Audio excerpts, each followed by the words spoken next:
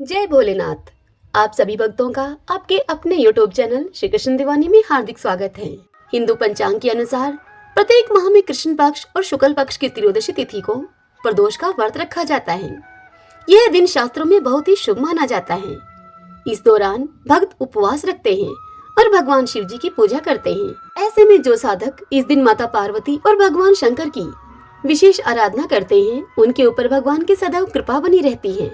आइए अब हम भूम प्रदोष व्रत की कथा का श्रवण करते हैं। सभी बोलिए भगवान शंकर माता पार्वती की जय। एक समय की बात है, एक नगर में एक वृद्धा रहती थी। उसका एक ही पुत्र था। वृद्धा की हनुमान जी पर गहरी आस्था थी। वह प्रत्येक मंगलवार को नियम पूर्वक यह व्रत रखकर हनुमान जी की आराधना किया करती थी। एक बार हनुमान जी ने अपनी भक्तनी उस वृद्ध महिला की परीक्षा लेने का विचार किया। हनुमान जी साधु का वेश धारण करके वृद्धा के घर पर गए और पुकारने लगे, है कोई हनुमान भगत जो हमारी इच्छा पूर्ण करे। जब यह आवाज उस वृद्ध महिला के कानों में पड़ी, पुकार सुनकर वृद्ध महिला जल्दी से घर के बाहर आई और साधु को प्रणाम करके उनसे बोली, आज्ञा कीजिए महाराज। हनुमान वेशधारी साधु से बोले कि मैं भूखा हूँ, मैं भोजन करूंगा, तुम थोड़ी जमीन लीप दो। यह सुनकर वह वृद्ध महिला दुविधा में पड़ गई, इसलिए हाथ जोड़कर वह उनसे बोली कि महाराज, लिपने और मिट्टी खोदने के अतिरिक्त आप कोई दूसरी आज्ञा दे मुझे। आपकी वह दूसरी आज्ञा मैं अवश्य ही पूर्ण करूंगी। तब साधु ने 3 बार प्रतिज्ञा कराने के बाद उससे कहा कि तू अपने बेटे को बुला, मैं उसकी पीठ पर आग जलाकर फिर भोजन बनाऊंगा। यह सुनकर वृद्धा अब घबरा गई, परंतु वह प्रतिज्ञाबद्ध थी। उसने अपने पुत्र को बुलाकर साधु को सौंप दिया। वेशधारी साधु हनुमान जी ने वृद्धा के हाथों से ही उसके पुत्र को पीठ के बल लिटवाया। उसकी पीठ पर अब उस वृद्ध महिला ने आग जला दी। साधु महात्मा के कहे अनुसार आग जलाकर दुखी मन से वृद्धा अब अपने घर में चली गई। और भोजन बनाकर साधु ने वृद्धा को बुलाकर कहा कि उनका भोजन बन गया है, तुम अपने पुत्र को पुकारो ताकि वह भी आकर भोग प्रसाद को ग्रहण करे। इस पर वह वृद्ध महिला बोली कि उसका नाम लेकर मुझे और कष्ट न दीजिए। लेकिन जब साधु महाराज नहीं माने तो वृद्धा ने अपने पुत्र को आवाज लगाई। वह पुत्र अपनी माँ के पास आ गया। अपने पुत्र को जीवित देखकर वह वृद्ध महिला बड़ी ही आश्चर्यचकित हुई और वह साधु के चरणों पर गिर पड़ी। उस वृद्ध महिला की भक्ति और उसकी परीक्षा से प्रसन्न होकर हनुमान जी अपने वास्तविक रूप में प्रकट हुए और वृद्धा को भक्ति का आशीर्वाद दिया। सभी बोलिए बजरंगबली महाराज की जय। हर हर महादेव। आइए भक्तजनों, अब हम प्रदोष व्रत की दूसरी कथा का श्रवण करते हैं। भूम प्रदोष के दिन इन दोनों कथाओं को सुनना अत्यंत आवश्यक है। प्रदोष व्रत की पूर्णता के लिए इन दोनों कथाओं को सुनना चाहिए। सभी बोलिए भगवान शंकर माता पार्वती की जय। सूत जी इस कथा को सुनाते हुए मुनियों से कहते हैं कि त्रयोदशी तिथि में सायंकाल प्रदोष कहा गया है। प्रदोष के समय महादेव जी कैलाश पर्वत के रजत भवन में नृत्य करते हैं और देवता उनके गुणों का सत्वन करते हैं। इसलिए धर्म, अर्थ, काम और मोक्ष की इच्छा रखने वाले पुरुषों को प्रदोष में नियम पूर्वक भगवान शिव की पूजा, होम, कथा और उनका गुणगान करना चाहिए। वृद्धता के तिमिर से अंधे और भवसागर में डूबे हुए संसार भय से भीर मनुष्यों के लिए यह प्रदोष व्रत पार लगाने वाली एक नौका है। भगवान शिव की पूजा करने से मनुष्य दरिद्रता, मृत्यु, दुख और पर्वत के समान भारी ऋण भार को शीघ्र ही दूर करके संपत्तियों से पूजित होता है। विदर्भ देश में सत्यरथ नाम से प्रसिद्ध एक राजा थे, जो कि सब धर्मों में तत्पर, धीर, सुशील और सत्य प्रतीक थे। धर्म पूर्वक पृथ्वी का पालन करते हुए उनका बहुत सा समय सुख पूर्वक बीत गया। तदंतर शाल्व देश के राजाओं ने विदर्भ नगर पर आक्रमण करके उसे चारों ओर से घेर लिया। अपनी पुरी को शत्रुओं से घिरी हुई देखकर विदर्भराज विशाल सेना को साथ में लेकर युद्ध के लिए सामने आए। बल से उन्मत्त हुए शाल्व देशी क्षत्रियों के साथ राजा का अत्यंत भयंकर युद्ध हुआ। शाल्वों की बहुत बड़ी भारी सेना मारी गई, परंतु अंत में विदर्भराज भी उनके हाथों से मारे गए। मंत्रियों के सहित उस महारथी वीर राजा के मारे जाने पर मरने से बचे हुए सैनिक भाग खड़े हुए। उस समय विदर्भराज सत्यरथ की एक पतिव्रता स्त्री अत्यंत शोकग्रस्त होकर रात के समय राजभवन से निकलकर पश्चिम दिशा की ओर चली गई। वह गर्भवती थी। सवेरा होने पर धीरे धीरे मार्ग से जाती हुई उस साध्वी रानी ने बहुत दूर का रास्ता तय कर लेने के बाद एक स्वच्छ तालाब देखा और वह उस तालाब के किनारे शोभा पाने वाले एक छायादार वृक्ष के नीचे बैठ गई। भाग्यवश उसी निर्जन स्थान में वृक्ष के ही नीचे पतिव्रता रानी ने उत्तम गुणों से युक्त शुभ मुहूर्त में एक पुत्र को जन्म दिया। तत्पश्चात अत्यंत प्यास से व्याकुल होकर वह सुंदर अंगों वाली रानी जलाशय में उतरी। इतने में ही एक बड़े भारी ग्राह ने आकर, ग्राह मगरमच्छ को कहा जाता है, उस ग्राह ने आकर उस रानी को ग्रस लिया, अर्थात उस रानी को खा लिया। वह बालक पैदा होते ही माता पिता से हीन हो गया। तदंतर भूख और प्यास से पीड़ित होने के कारण उस सरोवर के किनारे जोर जोर से रोने लगा। वह नवजात शिशु जब इस प्रकार से कर्दन कर रहा था, उसी समय भाग्यवश वहां एक श्रेष्ठ ब्राह्मणी आ पहुंची। वह भी अपने 1 वर्ष के बालक को गोद में लिए हुए वहां आई थी। ब्राह्मणी निर्धन और विधवा थी, घर घर भीख मांगकर अपना जीवन निर्वाह करती थी। उसका नाम था उमा। उस सती साध्वी ब्राह्मणी ने उस राजकुमार को देखा। उसे अनाथ की भांति कर्दन करते हुए देखकर उसने मन ही मन विचार किया कि यह तो बड़े आश्चर्य की बात दिखाई देती है कि यह नवजात शिशु, जिसकी नाल भी अभी तक नहीं कटी है, इस प्रकार पड़ा हुआ है। इसकी माता कहाँ चली गई? न इसके पिता हैं और न ही कोई बंधु बांधव है। यह दीन अनाथ बालक बिना बिस्तर के भूमि पर सो रहा है। यह चांडाल का पुत्र है या शूद्र का, वैश्य का बालक है या फिर ब्राह्मण का, अथवा यह क्षत्रिय का शिशु है? इसका निश्चय कैसे किया जाए? मैं इस शिशु को उठाकर अपने सगे पुत्र की तरह अवश्य पालन कर सकती हूँ, परंतु यह किस कुल का है, यह न जानने के कारण इसे छूने का साहस नहीं है मुझमें। वह पतिव्रता ब्राह्मणी जब इस प्रकार कह रही थी, तभी उसी समय वहां पर एक सन्यासी महात्मा आ पहुंचे। वे ऐसे जान पड़ते थे मानो साक्षात भगवान शंकर हों। उन श्रेष्ठ भिक्षुक ने उस स्त्री से कहा कि ब्राह्मणी, तुम खेद न करो, हृदय की संशय वृत्ति दूर करके इस बालक की तुम रक्षा करो, इससे तुम्हें शीघ्र ही परम कल्याण की प्राप्ति होगी। इतना कहकर वे दयालु भिक्षु वहां से तुरंत चले गए। उनके जाने के बाद ब्राह्मणी ने विश्वास पूर्वक उस बालक को लेकर अपने घर की ओर प्रस्थान किया। उस राजकुमार का ब्राह्मणी ने अपने बेटे के समान ही पालन पोषण किया। एक चक्रा नामक नगर में उस ब्राह्मणी का घर था। वह भिक्षा के अन्न से ही अपने पुत्र और राजकुमार का पालन करने लगी। ब्राह्मणों ने ब्राह्मणी के तथा राजा के भी पुत्र का संस्कार कर दिया। वे दोनों सर्वत्र सम्मानित होकर दिन दिन अब बढ़ने लगे। समय आने पर उनका उपनयन संस्कार हुआ। अब वे दोनों बालक एक साथ रहकर नियमों का पालन करने लगे। दोनों माता के साथ प्रतिदिन भिक्षा के लिए जाते थे। एक दिन वह ब्राह्मणी उन दोनों बालकों के साथ भीख मांगती हुई दैव योग से देव मंदिर में गई। वहां बड़े बूढ़े ऋषि मुनि वहां रहा करते थे। उन दोनों बालकों को देखकर परम बुद्धिमान शांडिल्य नामक मुनि ने कहा, आहो, दैव का बल बड़ा विचित्र है। कर्मों का उल्लंघन करना किसी भी जीव के लिए अत्यंत कठिन है। देखो ना, यह बालक दूसरी माता की शरण लेकर भिक्षा से जीवन निर्वाह करता है। इस ब्राह्मणी को ही श्रेष्ठ माता के रूप में पाकर ब्राह्मण बालक के साथ ब्राह्मण भाव को प्राप्त हो गया है। शांडिल्य मुनि का यह वचन सुनकर ब्राह्मणी को बड़ा विस्मय हुआ। उसने भरी सभा में मुनि को प्रणाम करके उनसे पूछा, हे ब्राह्मण, एक सन्यासी के कहने पर मैं इस बालक को अपने घर में ले आई हूँ। यद्यपि अभी तक इसके कुल का कुछ पता नहीं लगा मुझे, फिर भी मैं अपने पुत्र की भांति इसका पालन पोषण करती हूँ। आप ज्ञान के नेत्रों से देखते हैं, इसलिए आपसे यह जानना चाहती हूँ मैं कि यह बालक किस कुल में उत्पन्न हुआ है और इसके माता पिता कौन हैं। यह सुनकर वह मुनि उस ब्राह्मणी से बोले, यह विदर्भ देश के राजा का पुत्र है। इतना कहकर मुनि ने उस बालक के पिता के युद्ध में मारे जाने का तथा उसकी माता के ग्रह के द्वारा ग्रस्त होने का सभी समाचार पूर्ण रूप से उस ब्राह्मणी को बतला दिया।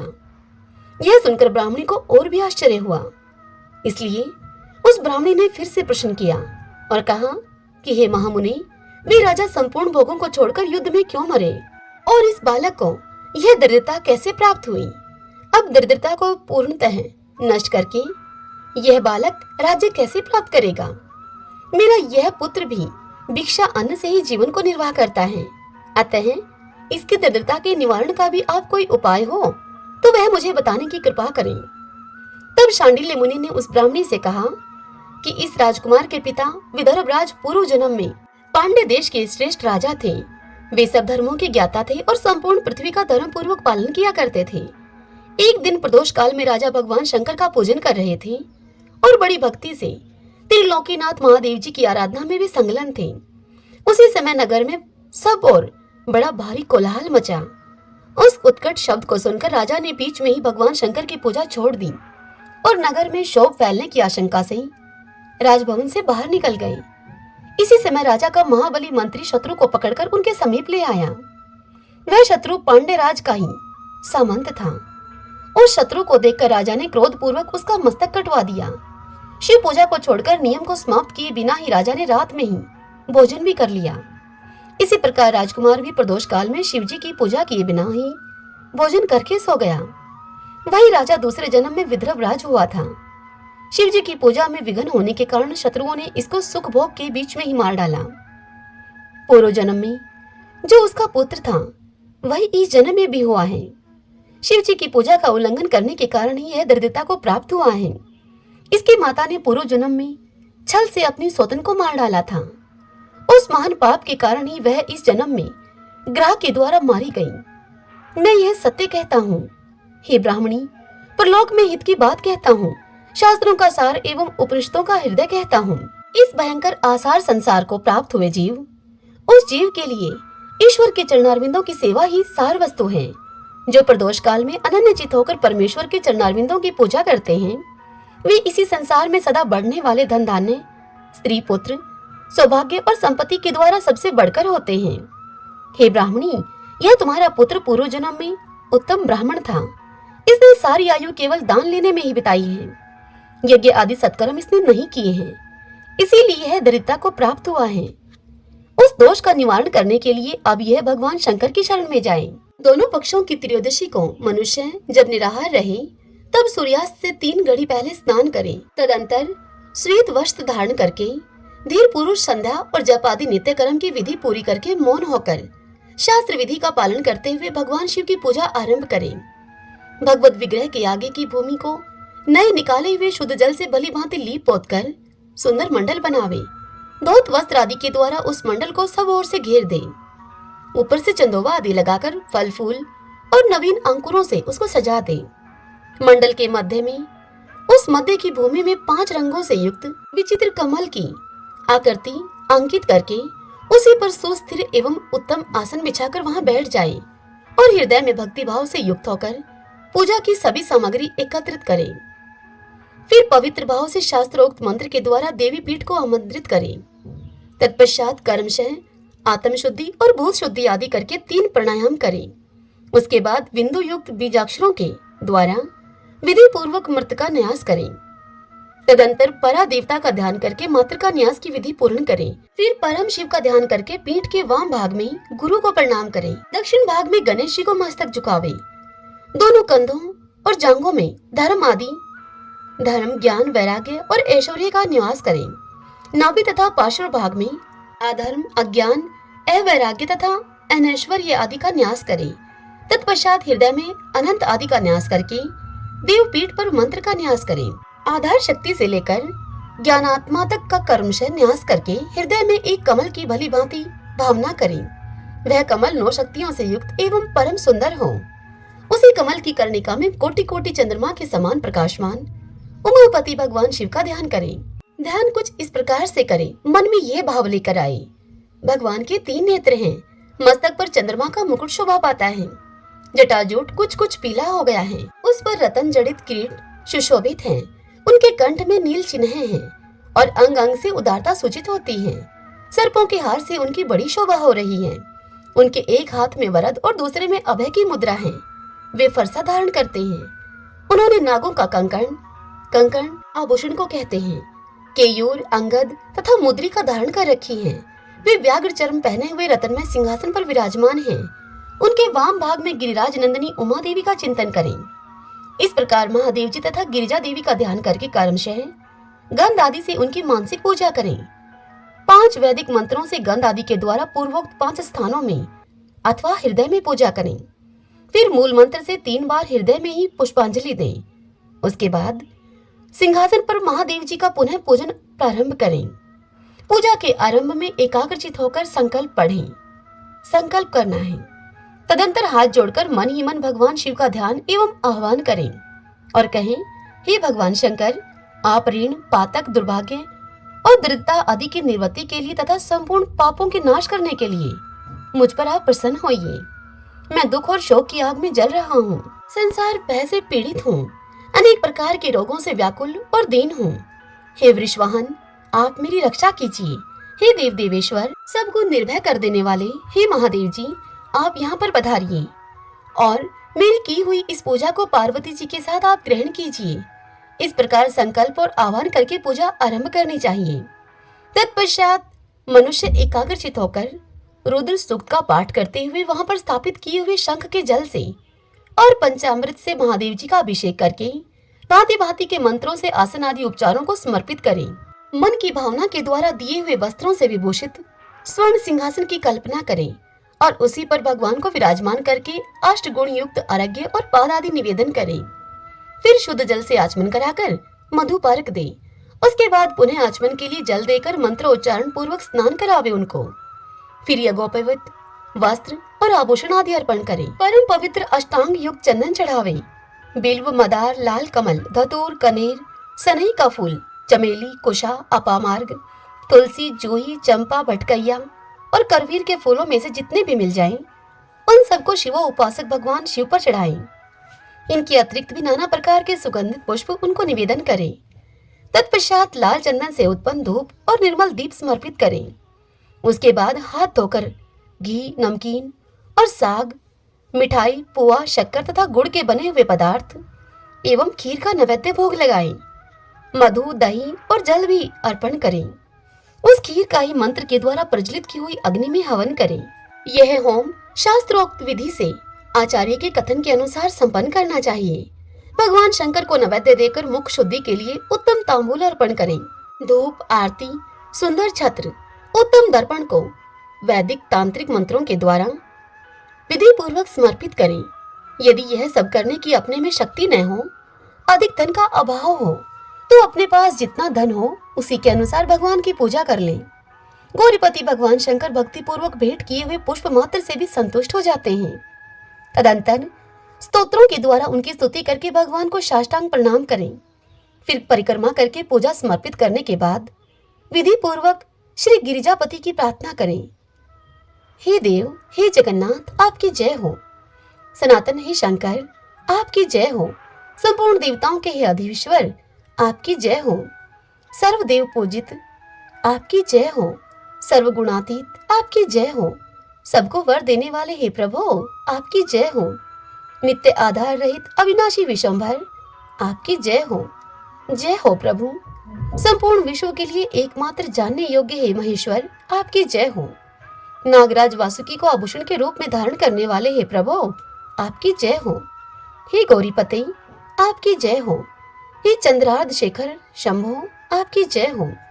कोटि सूर्यों के समान तेजस्वी हे शिव, आपकी जय हो। अनंत गुणों के आश्रय, आपकी जय हो। भयंकर नेत्रों वाले हे रुद्र, आपकी जय हो। अचिंतन निरंजन, आपकी जय हो। हे नाथ, हे दया सिंधु, आपकी जय हो। भक्तों की पीड़ा का नाश करने वाले हे प्रभु, आपकी जय हो। दुस्तर संसार सागर से पार उतारने वाले हे परमेश्वर, आपकी जय हो।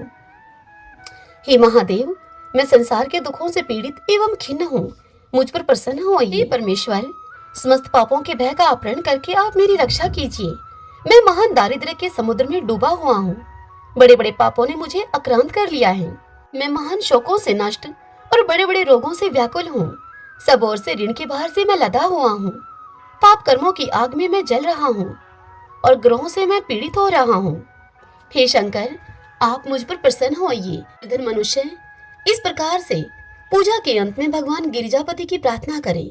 धनाढ्य अथवा राजा को इस प्रकार भगवान शंकर की प्रार्थना करनी चाहिए। हे शंकर जी, आपके प्रसाद से मेरे सदा आनंद रहे। मेरे राज्य में लुटेरे न रहे। सब लोग निरापद होकर रहें। पृथ्वी पर अकाल, महामारी आदि के संताप शांत हो जाएं। सबकी खेती धन धान्य से समृद्ध हो। संपूर्ण दिशाओं में सुख का साम्राज्य छा जाए। इस प्रकार प्रदोष व्रत के दिन गिरिजापति भगवान शंकर की आराधना करें। ब्राह्मणों को भोजन कराएं और उन्हें दक्षिणा देकर संतुष्ट करें। इस प्रकार मैंने सब पापों का नाश, सब प्रकार की दरिद्रता का निवारण तथा समस्त मनोवांछित वस्तुओं का दान करने वाले शिव पूजा का तुमसे वर्णन किया। यह शिव की पूजा शिव जी के द्रव्य का हरण करने के पाप को छोड़कर शेष सभी महापातकों और उपपातकों के महान समुदाय का नाश करती है। हे ब्राह्मणी, यदि ये दोनों बालक इसी प्रकार भगवान शंकर का पूजन प्रत्येक प्रदोष के दिन करते रहें, तो वर्ष भर के भीतर ही इन्हें उत्तम सिद्धि की प्राप्ति होगी। सांडिल्य मुनि का यह वचन सुनकर उस ब्राह्मणी ने दोनों बालकों के साथ मुनि के चरणों में प्रणाम किया और फिर इस प्रकार से कहा। ब्राह्मणी ने कहा कि भगवान, आज मैं आपके दर्शन मात्र से कृतार्थ हो गई हूँ। ये दोनों बालक आज से ही आपकी शरण में हैं। हे ब्राह्मण, यह मेरा पुत्र है और इसका नाम सुचिवर्त है, और यह राजकुमार है जिसका नाम मैंने धर्मगुप्त रख दिया है। यह दोनों बालक और मैं, हम तीनों आपके चरणों के दास हैं। इस घोर दारिद्र्य सागर में घिरे हुए हम तीनों का आप उद्धार कीजिए। इस प्रकार शरण में आई हुई उस ब्राह्मणी को अमृत के समान मधुर वचनों के द्वारा आश्वासन देकर मुनि ने उसके दोनों बालकों को भगवान शंकर के आराधन की मंत्र विद्या का उपदेश दिया। तत्पश्चात दोनों बालक और ब्राह्मणी मुनि की आज्ञा लेकर वहां से चले गए। मुनिवर के उपदेश के अनुसार दोनों बालक प्रत्येक प्रदोष व्रत के दिन पार्वती वल्लभ शिव की आराधना करने लगे।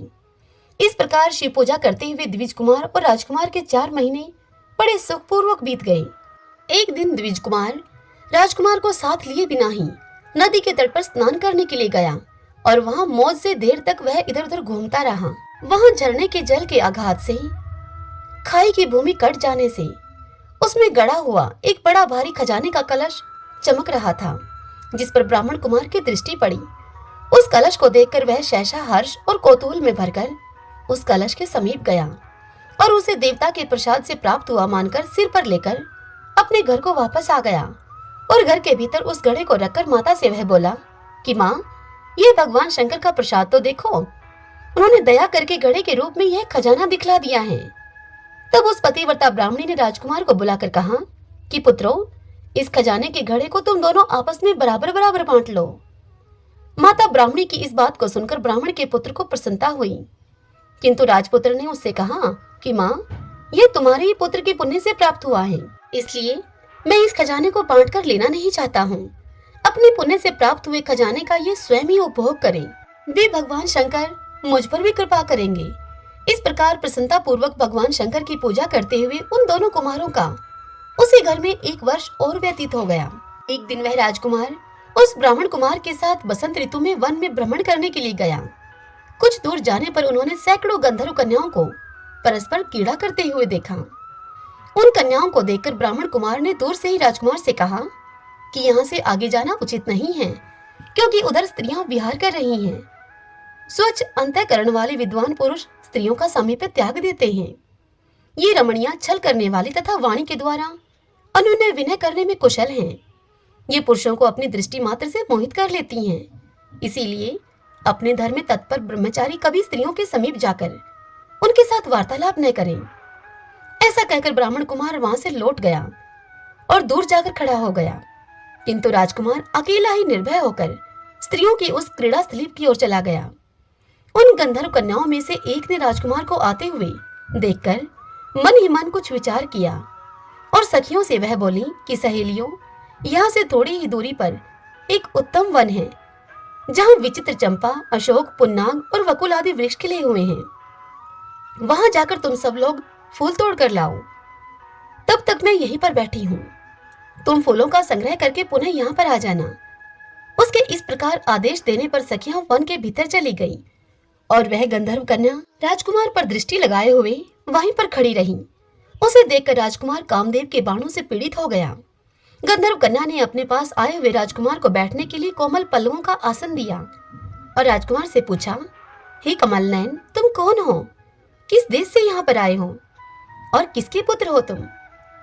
इस प्रकार पूछने पर राजकुमार ने अपना पूरा परिचय उसको बतला दिया और कहा कि मैं विदर्भराज का पुत्र हूँ।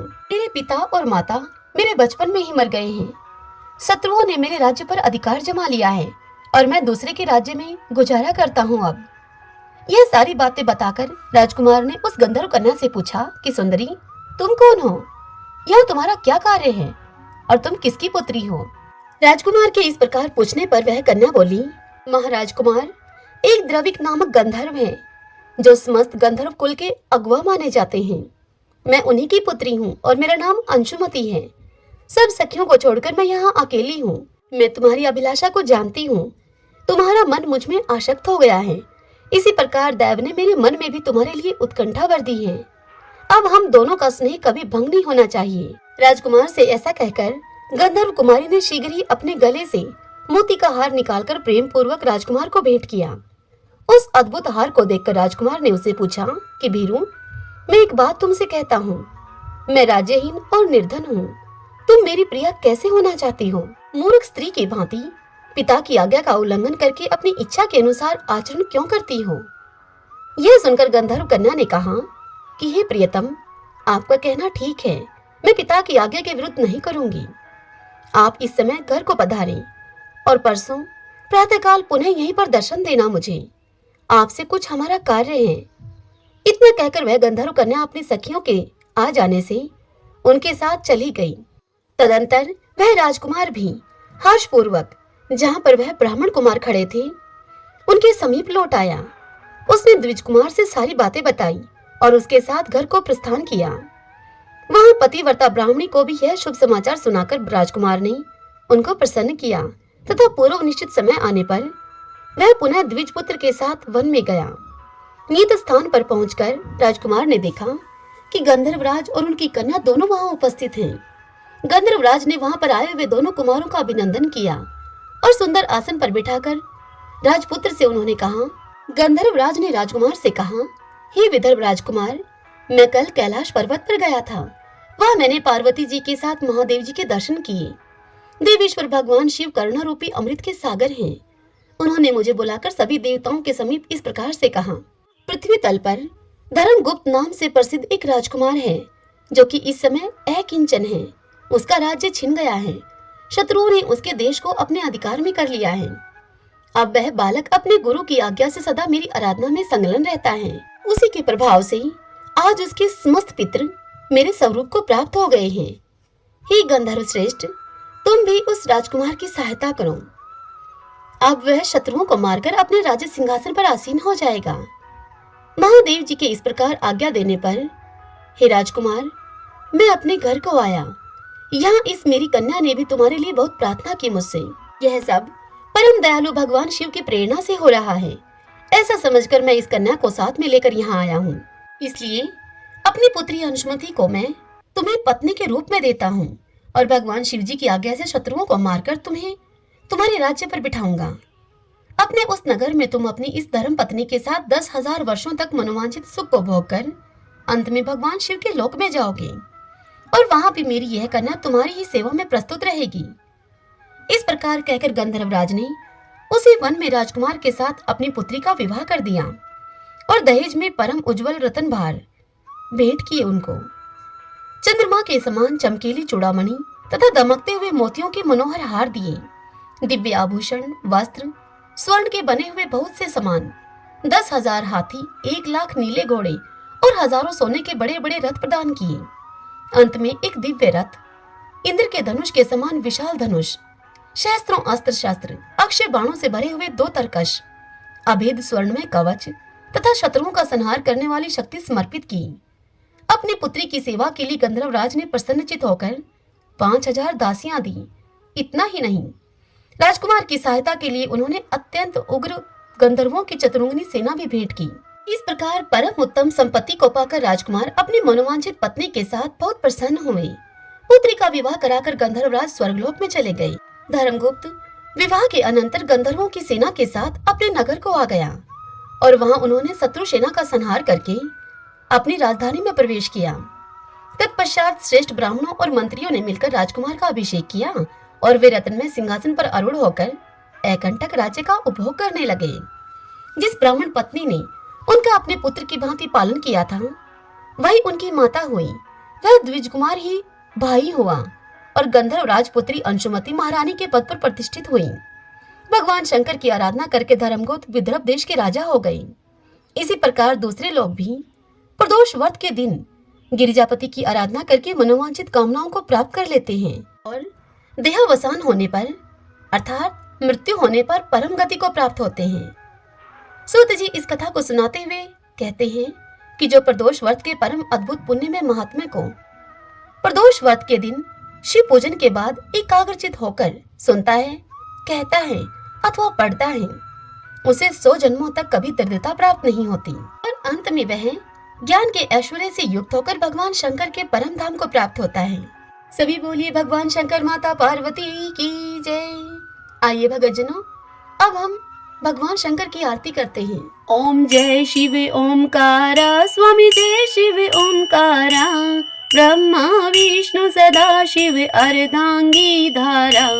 ओम जय शिव ओमकारा, एकानन चतुरानन पंचानन राजे, हंसानन गरुड़ासन विश्वाहन साजे। ओम जय शिव ओमकारा, दो भुज चार चतुर्भुज, दश भुज ते सोहे, प्रभु दश भुज अति सोहे। तीनों रूप निरखता त्रिभुवन जन मोहे। जय शिव ओमकारा, माला वनमाला मुंडमाला धारी, चंदन मृग मद सोहे, भोले शुभकारी। ओम जय शिव ओमकारा, श्वेतांबर पीतांबर बागांबर अंगे, शनकादिक ब्रह्मादिक प्रेतादिक संगे।